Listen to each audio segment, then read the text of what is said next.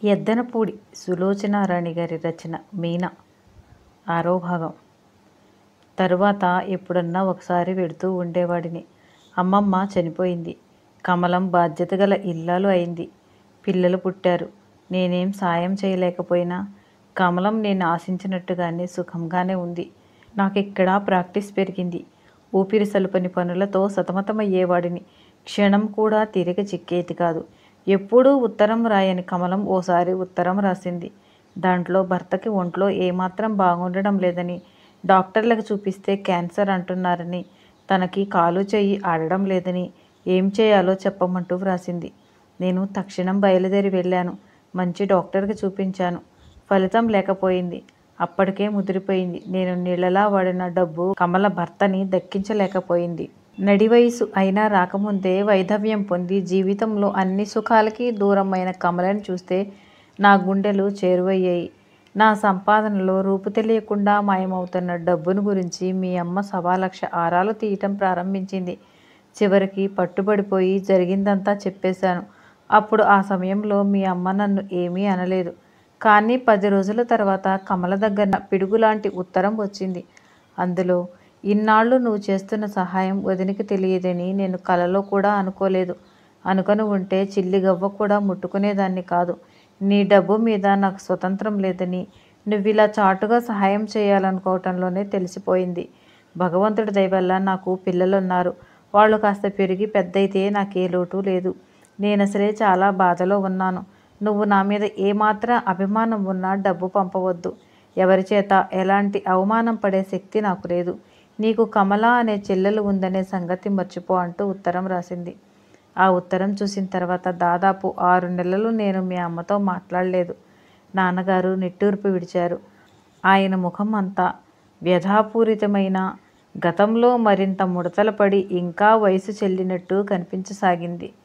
నేను ఎప్పుడు వెనక్కి తిరిగి చూసుకున్నా మీ అమ్మతో సవ్యంగా గడిపిన క్షణాల కంటే పోట్లాడిన సంఘటనలే ఎక్కువగా గుర్తుకు వస్తాయి అన్నారు. ఆ రాత్రి మేము స్టేషన్ నుంచి ఇంటికి వచ్చేసి భోజనం ముగించుకొని పడుకోబోయే వరకు నాన్నగారు ఎన్నెన్నో విషయాలు చెప్పసాగారు. నాకు బుద్ధి తెలిసిన తర్వాత ఆయన ఇలా నిస్సంకోచంగా ఇన్ని విషయాలు చెప్పగా నేను ఏనాడూ వినలేదు. నాలో నాకు తెలియనివి, నేను విననివి, విన్నా మరొక రకంగా అర్థం చేసుకున్నవి అనేకం ఉన్నాయి. ఎన్ని రోజుల నుంచో ఆయన గుండెల్లో గుప్తంగా దాచుకున్న స్మృతులు ఒక్కసారిగా వెల్లువలా ఉధృతంగా పొంగిపొరలి బయటికి రాసాగాయి. లాంతర్ పట్టుకొని దాని చుట్టూ గుండ్రంగా కూర్చొని చదువుకునే పిల్లలు, పైన కప్పులేని స్నానాల గదులు, బావి నీళ్లు, నాన్నగారు ప్రతి చిన్న విషయం వర్ణించి చెబుతుంటే శ్రద్ధగా చెవులు అప్పగించి వింటున్న నాకు ఆ ఇల్లు, ఆ పరిసరాలు కళ్ళ ముందు కదలసాగింది. అప్పటికప్పుడు వెళ్ళి ఆ పరిసరాలలో తిరగాలన్నంత ఉత్సాహం వచ్చింది. మర్నాడు నాన్నగారు లేవగానే టెలిగ్రామ్ ఇచ్చి వచ్చారు. ముందు ఉత్తరం రాయాల్సిన అవసరం లేదన్నారు. నేనెప్పుడు వెళ్ళినా వాళ్ళు నన్ను ఆనందంగా ఆహ్వానిస్తారని చెప్పారు. సారథి వచ్చేసరికి నాతో పాటు తను కూడా లేకుండా పోతే ఇద్దరం కూడబలుక్కున్నట్లు అవుతుందేమోనని సందేహించారు. కానీ లేకపోతే తను కూడా నాతో వచ్చేవారే. బ్యాంకులో నా పేరు మీద ఉన్న అకౌంట్లోంచి 500 రూపాయలు అప్పివ్వమని అడిగారు నన్ను. అప్పుడప్పుడు అవసరానికి నా దగ్గర అప్పు తీసుకొని మళ్ళీ వడ్డీతో సహా ఇచ్చేయటం అమ్మకి నాన్నగారికి ఇద్దరికీ అలవాటే. బ్యాంకు నుంచి డబ్బు తీసుకొని సరాసరి బజారుకి వెళ్ళాం. నా దగ్గర తీసుకున్న 500 రూపాయలు పెట్టి నాన్నగారు రాజేశ్వరికి ఒక ముత్యాల గొలుసు కొన్నారు. తన దగ్గర ఉన్న 200 పెట్టి మిగతా పిల్లలందరికీ బట్టలు కొన్నారు. అవి కొంటున్నంతసేపు వాళ్ళ రూపు, స్వభావాల గురించి నాకు వర్ణించి చెప్తూనే ఉన్నారు. తిరిగి తిరిగి ఇంటికి వచ్చేసరికి మధ్యాహ్నం అయింది. నేను పెట్టె సర్దుతుండగా నాన్నగారు వచ్చి నిలబడ్డారు. ఎంబ్రాయిడరీ చేసిన నైలాన్ జార్జెట్ చీరలు 1-2 మాత్రం ఉంచి మిగతావన్నీ తీసేశారు. వెంకటగిరి, ఉప్పాడ జరీ చీరలు పెట్టుకోమన్నారు. స్లీవ్లెస్ జాకెట్లు వద్దన్నారు. అక్కడున్నన్ని రోజులు 2 జడలు మానేసి ఒకే జడ వేసుకోమన్నారు. సాధ్యమైనంత వరకు వాళ్లలో ఒక పిల్లగా కలిసిపోమ్మని, ఎలాంటి ఎవ్వరికం లేకుండా చనువుగా ప్రవర్తించమని కోరారు. నాకిదంతా తమాషాగా, కలలా, గమ్మత్తుగా ఉంది. నేనింతవరకు నా వెంట అమ్మగాని, నాన్నగాని లేకుండా ఎక్కడికి వెళ్ళలేదు. నేనెన్నడూ చూడని వాళ్ళ దగ్గరికి, అందులోనూ అమ్మకు వాళ్ళ పొడంటే గిట్టని వాళ్ళ దగ్గరికి, సరిగ్గా సారథి వస్తున్న సమయంలో ఇక్కడ లేకుండా వెడుతున్నాను. అమ్మకి ఇదంతా తెలిస్తే ఏమవుతుందోననే ఊహ విచిత్రంగా, కుతూహలంగా చెక్కిలిగిలి పెడుతున్నట్లుగా అనిపించసాగింది. ఆ రాత్రే ప్రయాణం. నాన్నగారు నేను ఎలా వెళ్లాలో వివరంగా కాగితం మీద వ్రాసి ఇచ్చారు. అది ఎంత స్పష్టంగా ఉందంటే, ఎలాంటి కొత్త వాళ్ళైనా సరే కళ్ళు మూసుకొని వెళ్ళి సరాసరి నిమ్మలూరులో ఆ ఇంటి ముందు నిలబడవచ్చు. రాత్రి అయింది. స్టేషన్కి వెళ్లాల్సిన టైం దగ్గర పడుతున్న కొద్దీ నాలో భయం భయంగా, బెంగబెంగగా, అత్యద్భుతంగా, అపురూపంగా అనిపించసాగింది. భయం వేయటం లేదుగా మీనా? నాన్నగారు హఠాత్తుగా అడిగారు. ఊహు, తల అడ్డంగా తిప్పాను. నీకేదైనా ఇబ్బంది అనిపిస్తే? లేదు లేదు, అలాంటిదేమీ లేదు తెచ్చిపెట్టుకున్న ధైర్యంతో అన్నాను. స్టేషన్కి మేము వచ్చేసరికి రైలు అప్పటికే ప్లాట్ఫామ్ మీదకి వచ్చి ఆగి ఉంది. నేను లోపల ఎక్కి కూర్చున్నాను. 5 నిమిషములలో ట్రైన్ కదలబోతోంది. నాన్నగారు హఠాత్తుగా నా చెయ్యి పట్టుకుంటూ, మీనా, ఏం భయం లేదు, సంకోచం ఏమాత్రం వద్దు. నీకెప్పుడు వెనక్కి తిరిగి రావాలనిపిస్తే ఆ క్షణం వచ్చేయేం అన్నారు. నేను అలాగే అన్నట్టు తలూపాను. అత్తయ్యని అడిగానని చెప్పు అన్నారు. తలూపాను. రైలు కూతవేసింది. నా ఒళ్ళు జల్లుమంది. వెళ్ళిన వెంటనే టెలిగ్రామ్ ఇప్పించు. అలాగే. రైలు కదిలింది. నాన్నగారు క్రిందకు దిగారు. జాగ్రత్త సుమా, మళ్ళీ నిన్ను చూసే వరకు నాకు ఎలాగో ఉంటుంది చెయ్యి ఊపుతూ అన్నారు. నేను కూడా చెయ్యి ఊపాను. ప్లాట్ఫామ్ మీద నిలబడిన నాన్నగారు క్రమంగా వెనక్కి అయిపోయి చివరికి కంటికి కనిపించకుండా అదృశ్యమైనారు. రైలు వేగాన్ని పుంజుకుంది. నాకు ఒక్కసారి ఒళ్ళంతా వెచ్చటి వడగాల్పు కొట్టినట్టు వేడిగా, గుండెల్లో మొదలైన సముద్రం హోరువలే శబ్దం చెవుల వరకు పాగింది. ఒంటరిగా వెడుతున్నాను అనే ఊహ భయంగా మారి వెన్నుముక మీద జరజరా పాకటంతో శరీరం అంతా గగుర్పొడిచింది. ఒక్క క్షణం అంతా అయోమయం అనిపించింది. మరుక్షణం గిర్రుమంటూ కళ్ళు తిరిగాయి. స్పృహ తప్పి క్రింద పడిపోతున్నానని అనుకుంటూ 2 కళ్ళు గట్టిగా మూసుకున్నాను. మనుషుల్లో ఆత్మ సంయమన శక్తి అని ఏదో ఉంటుంది అంటారే, అది నాలో కూడా ఉన్నట్లు ట్రైన్ బయలుదేరిన కొద్దిసేపటికి నాకు తెలిసింది. ఎన్నడూ కనీసం రిక్షా అయినా ఎక్కని వాళ్ళని బలవంతంగా స్పుత్నిక్లో కుదేసి భూమి చుట్టూ ప్రదక్షిణం చేసి రమ్మంటే భయంతో వాళ్ళెలా బెదిరిపోతారో అలా బెదిరిపోయిన నా మనసు క్రమేపీ కుదుటపడసాగింది. నేను అనుకున్నట్టుగానే నాకు స్పృహ తప్పలేదు. చెవుల్లో హోరుమంటూ వినిపిస్తున్న శబ్దం కాస్త కాస్తగా తగ్గిపోసాగింది. ప్రపంచం యథాప్రకారంగానే ఉంది నా చుట్టూ. ఇంత క్రితం కళ్ళు ముక్కులు గల వింత జీవాలుగా కనిపించిన జనం ఇప్పుడిప్పుడే మామూలు మనుషుల్లాగా కనిపించసాగారు. కిటికీ దగ్గర నిలబడి నాన్నగారికి వీడ్కోలు ఇచ్చి మళ్ళీ నా స్థానంలోకి వెళ్ళి కూర్చోబోయే ఈ కాస్త సమయంలోనే నాలో ఇంత భూకంపం వచ్చి మళ్ళీ శాంతించింది. రైలు ఎక్కటం అంతగా అలవాటు లేని నేను రైలు ఊపుకి లయగా ఊగిపోతున్న నా శరీరాన్ని స్థిరంగా నిలబెట్టడానికి కాస్త శ్రమే పడాల్సి వచ్చింది. నేను కూర్చునే బెర్త్కి ఎదురుగా ఒక సూటువాలా కూర్చొని ఉన్నాడు. బంగారు ఫ్రేమున్న కళ్ళద్దాలు పెట్టుకొని అతను నా వైపు తినేసేలా చూడటం నేను గమనించాను. అమ్మ, సారథి, ఈ జాతి పక్షులు ఈ ప్రపంచంలో చాలా ఉన్నాయే అనుకున్నాను. రైలు ఊపికి నిలదొక్కుకోవాలని ప్రయత్నిస్తూ వస్తున్న నేను సూటువాలా వైపు తూలిపడబోయి ఎలాగో నిగ్రహించుకున్నాను. కానీ ఆ ప్రయత్నం పూర్తిగా సఫలం కాలేదు. ఎదురుగా ఉన్న ఓ అరవావిడ ఒళ్ళో వెళ్ళి పడ్డాను. రెప్పపాటు ఆవిడ నేను పడబోతున్నట్టు గ్రహించిన దానిలా నా బరువు ఆవిడ మీద పడకుండా 2 చేతులతో నా భుజాలు పట్టుకొని గట్టిగా ఆపింది. ఐఎమ్ సారీ, క్షమించండి అని గబగబా అనేశాను. సమాధానంగా ఆవిడ ఏమనలేదు. కానీ తనేం నొచ్చుకోలేదన్నట్టు చల్లని చిరునవ్వు నవ్వింది. నేను ఆవిడ ప్రక్కనే ఉన్న నా స్థానంలో కూర్చున్నాను. ఎదురుగా ఉన్న ఆ సూటువాలా గోల్డెన్ ఛాన్స్ ఏదో కాస్తలో తప్పిపోయిన వాడిలా చూస్తూ కూర్చున్నాడు. నాకు తెలుసులే నీ వెధవ ఆలోచన అనుకున్నాను. ఒంటరిగా కూర్చోవాల్సి వచ్చిన నేను ఏం చేయాలో తోచని నేను ఎడమ చెయ్యి నోట్లో పెట్టుకొని గోళ్లు కొరకటం ప్రారంభించాను. గోళ్లు కొరుకుతున్నట్లు నటిస్తూనే ఊరకంటితో నా ప్రక్కనున్న ఆవిడ్ని పరిశీలించాను. వంగపండు రంగు వరయరు చీర కట్టుకుంది. ముక్కుకి బెసరు ఉంది.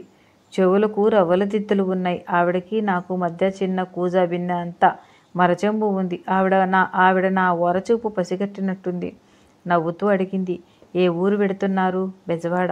ఎవరున్నారక్కడ? మా అత్తయ్య, అంటే మేనత్త. అవునన్నట్టు తలూపాను. తర్వాత ఆవిడేం మాట్లాడలేదు. కాసేపైన తర్వాత మీరే ఊరు వెడుతున్నారు అని అడిగాను. మెడ్రాస్. ఎవరున్నారక్కడ? మా అమ్మాయి. తర్వాత మా ప్రసంగం ఎలా పెంచాలో నాకు తెలియలేదు. బహుశా అదే మా అమ్మ అయితే మీ అల్లుడు ఏం ఉద్యోగం చేస్తాడు, అతని జీతం ఎంత, ఇవన్నీ అడిగేదేమో. నాకు అడగాలనిపించలేదు. నా ఆలోచనలన్నీ వేరే దిశ వైపు పరుగులు తీస్తున్నాయి. అత్తయ్య వాళ్ళు ఏం చేస్తుంటారు ఈ పాటికి? సరాసరి నేను వెళ్ళి గుమ్మంలో నిలబడతాను. కమలత్తయ్య అని కేకేస్తాను. ఏ కంది పచ్చడో చేస్తున్న అత్తయ్య రుబ్బటం మానేసి పరిగెత్తుకొస్తుంది. పిల్లలంతా కూడా బిలబిల్లాడుతూ బయటకు వస్తారు. నన్ను చూసి వాళ్ళంతా తెల్లబోతారు. నేను అదేదో పుస్తకాల్లోలాగా చటుక్కన వంగి ఆవిడ పాదాలకు నమస్కారం చేస్తాను. నేను మీనాక్షిని అత్తయ్య, మీ తమ్ముడు కూతుర్ని అంట. మా అమ్మే మా తల్లే అంటూ ఆవిడ లేవనెత్తి నా బుగ్గలు పుణుకుతుంది. రైలు లయతో పాటు ఊహల అలల మీద ఉయ్యాలలూగుతున్న నాకు మీ నాన్నగారు ఏం చేస్తారు అంటూ ప్రక్కనున్న అరవావిడ కంఠం వినిపించటంతో ఈ లోకంలోకి వచ్చాను. లాయరు. పేరేమిటి? హనుమంతరావు. ఏ హనుమంతరావు? చెప్పాను. ఏమిటి? అందావిడ ఆశ్చర్యంగా. తర్వాత ఆవిడ నన్ను ఊపిరి ఆడనీయకుండా చాలా ప్రశ్నలు వేసింది. చాలా కబుర్లాడింది. దూరంగా మఫ్లర్ చెవులు చుట్టూ కట్టుకొని వెనక్కు తలవాల్సి కునికిపాట్లు పడుతున్న ఒక ముసలాయన్ని చూపించి, వారు మావారు. వారికి మీ నాన్నగారు బాగా తెలుసు. ఒకసారి మీ నాన్నగారు మా ఇంటికి వచ్చారు కూడా అంది. అలాగా అన్నాను. నాన్నగారికి స్నేహితులు ఎవ్వరూ లేరు. కానీ పరిచయస్తులు చాలామంది ఉన్నారు. పరోపకారి అయిన ఆయనకు హితులు అసంఖ్యాకంగా ఉండడంలో ఆశ్చర్యమేమీ లేదు. మా అమ్మ ప్రమేయం లేకుండా తెలిసిన వారందరూ ఆయన్ని దేవుడంటారు. లోకల దృష్టిలో మంచితనంగా గుర్తింపబడిన ఆయన స్వభావం మా అమ్మ దృష్టిలో చేతగానితనంగా అనిపిస్తుంది. అంతే మరి. ఈ రోజుల్లో సమర్థత అంటే ఏమిటి? పరులని పీడించాలి. తెలివితేటలంటే ఏమిటి? పదవులు సంపాదించాలి. ఈ రెండు కాని మనుషులు అమ్మలాంటి వాళ్ళ దృష్టిలో వాజమ్మలు. నేనెవరో తెలిసిన తర్వాత మామీ నాకు చాలా కబుర్లు చెప్పింది. ఆవిడ అసలు పేరు పట్టమ్మాళ్ళట. కానీ ఇరుగు పొరుగు వారంతా మామీ అని పిలుస్తారట. ఆవిడ భర్త స్టేట్ బ్యాంక్ ఆఫ్ ఇండియాలో క్యాషియర్గా చేస్తున్నట్ట. వాళ్ళకి ఒక్కతే కూతురు మెడ్రాస్లో ఉంటుంది. అల్లుడు ఏడాదికి 10 రోజులైనా భార్యను పుట్టింటికి పంపట. అందుకని 6 నెలలకు ఒకసారి వీళ్ళే వెళ్ళి చూసొస్తుంటారు. ఆవిడ వాళ్ళ కుటుంబ చరిత్ర అంతా చెప్తుంది. మామీకి మంచి వాగ్ధాటి ఉంది. తను చెప్పే కబుర్లు ఎదుటివాళ్ళకి పొల్లుపోకుండా వినేట్టు చేయటంలో మంచి నేర్పుంది. ఎంతో సుదీర్ఘంగా భారంగా గడుస్తుందనుకున్న సమయంలో ఆవిడ పుణ్యమాని ఆకాశంలో కారవిల్ విమానంలా రివ్వున వేగంగా పరిగెత్తించింది. నిద్రలేమి అంటే ఏమిటో ఏనాడూ ఎరగని నేను తూగటం ప్రారంభించాను. ఆవిడ జరిగి నన్ను కాస్త నడుము వాల్చమంది. పడుకున్నాను. గంటైనా కాకముందే బెజవాడ వచ్చేసింది అంటూ నన్ను లేపింది. ఉలిక్కిపడి లేచి కూర్చున్న. రైలు ఆగింది. బయట తెలతెలవారుతుంది. నా గుండెల్లో మళ్ళీ ధన్ ధన్ టక్ టక్ మొదలైంది. అలా మొదలైనప్పుడల్లా నాకు అతిగా వాగేయాలనిపిస్తుంది. కానీ మామీ నాకు మాట్లాడే అవకాశమే ఇవ్వడం లేదు. అడ్రస్ వ్రాసి ఇచ్చింది. తను 10 రోజుల తర్వాత మెడ్రాస్ నుంచి హైదరాబాద్ తిరిగి వచ్చేస్తామని, నన్ను తప్పకుండా వాళ్ళ ఇంటికి రమ్మని మరీ ఆహ్వానించింది. అలాగే వస్తానని వాగ్దానం చేశాను. అక్కడ ట్రైన్ చాలాసేపు ఆగటం వల్ల వాళ్ళతో పాటు దిగి ముఖం అది కడుక్కొని ఇడ్లీ తిని కాఫీ తాగారు. నా చేత తాగించారు. అయ్యంగారు రైల్వే పోర్టర్ని పిలిచి నా పెట్టె బెడ్డింగ్ ఆయన నెత్తిన పెట్టారు. మామీ దగ్గర సెలవు తీసుకున్నాను. పొడుగ్గా ఉన్న ప్లాట్ఫామ్ మీద చకచకా నడిచి ముందుకు వచ్చేస్తున్న నేను అప్రయత్నంగా వెనక్కి తిరిగి చూశాను. మామీ అక్కడే నిలబడి ఇటే చూస్తుంది. వీడ్కోలు ఇస్తున్నట్టుగా చెయ్యెత్తి గాలిలో ఊపాను.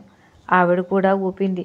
హైదరాబాద్ వెళ్ళేసరికి ఆవిడ నాకు గుర్తు ఉంటుందో ఉండదో కానీ ఈ క్షణం మాత్రం నా హృదయంలో చిరంజీవిగా నిలిచిపోయింది. నేను మలుపు తిరగటంతో వాళ్ళు అదృశ్యమైపోయారు. నా పెట్టె బెడ్డింగ్ తెచ్చిన పోర్టర్ చాలా మంచివాడులా ఉన్నాడు. బస్టాండ్కి రిక్షా తానే మాట్లాడాడు. రిక్షా అతను చెప్పిన ధరకి సగానికి సగం తగ్గించి బేరం ఆడి ఒప్పించాడు. నేను దానికి కృతజ్ఞతగా వాడికి ఇవ్వాల్సిన దానికి రెట్టింపు అతని చేతిలో పెట్టాను. కళకళలాడే ముఖంతో 2 చేతులు జోడించి నమస్కరించి అమ్మాయి గారిని జాగ్రత్తగా తీసుకువెళ్ళు అని రిక్షావాడిని హెచ్చరించాడు. ఈ బెజవాడ వాళ్ళు ఎంత మంచివాళ్ళు అనుకున్నాను. రిక్షా రివ్వున పరిగెత్తసాగింది. నాకు అదేదో ఎత్తుగా ఉన్న సింహాసనం మీద కూర్చొని ప్రాతకాల వేళలో వ్యాహ్యాళికెళ్తున్నట్టుగా ఉంది. ఈ బెజవాడ రిక్షాలు ఎత్తుగా విశాలంగా ఏనుగుల్లా ఉంటే మా హైదరాబాద్ రిక్షాలు పొట్టిగా చిన్నగా ఎలకలా ఉంటాయనిపించింది. రిక్షా అతను గంట గణగణలాడిస్తూనే నోటితో తప్పుకో అని అరుస్తున్నాడు. నగరం ఇంకా పూర్తిగా లేవనే లేదు. అప్పుడే మెలుగు వచ్చి బద్ధకంగా ఒళ్ళు విరుచుకున్నట్టుగా ఉంది. 4-5 గజాలు దాటంగానే జేబురుమాలుతో నా కంఠంలో ఊపిరి ఆగిపోయేటంత గట్టిగా ముక్కు మూసుకున్నాను. చూడలేనంత మురికి, భరించలేనంత దుర్వాసన. జంతువుల్లో కూడా టార్జాన్లుంటాయని ఈ పందులను చూస్తే తెలిసింది. ఈ నగరం యొక్క ముఖ్య విశేషం ఏమిటంటే ఇక్కడే స్వర్గం, నరకం రెండూ ఉన్నట్లున్నాయి. అలా తలెత్తి పైకి చూస్తే ఎత్తైన కొండలు, సుందరమైన ప్రకృతి, కొండల మీద అక్కడక్కడా తెల్లగా కనిపించే తమాషా అయిన ఇళ్ళు. నేను తరచుగా చూసే మార్నింగ్ షోస్ ఇంగ్లీష్ సినిమాలలో ఆంగ్లేయుల పాతపట్టణంలా ఉంది. తల ఉంచి కిందకు చూశాను. అమ్మో, భరించలేం. నరకానికి ప్రతిరూపం. వర్ణించటానికి భాష లేదు. మరి ఈ పరిసరాల ప్రభావం ఇక్కడుండే మనుషుల మీద ఉంటుందా? ఉండదేమో. మీనా తరువాయి భాగం మరొక వీడియోలో విందాం. నా వీడియో మీకు నచ్చినట్లయితే లైక్ చేయండి, షేర్ చేయండి, సబ్స్క్రైబ్ చేయండి మరియు కామెంట్ చేయండి. Thank you.